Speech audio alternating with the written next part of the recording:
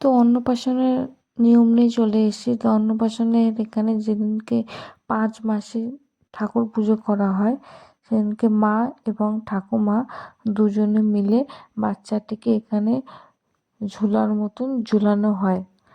প্রায় 3বার করে ঠাকুরের নাম নিয়ে সে বাচ্চাটিকে এখানে ঝুলানো হয়।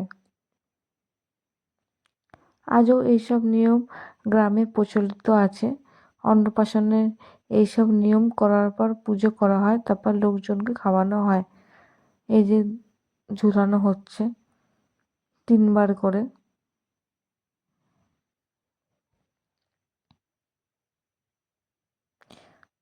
তো ঝুলানোর পরে বাচ্চাটাকে শুয়ে দেওয়া হয় ঠাকুরের কাছে।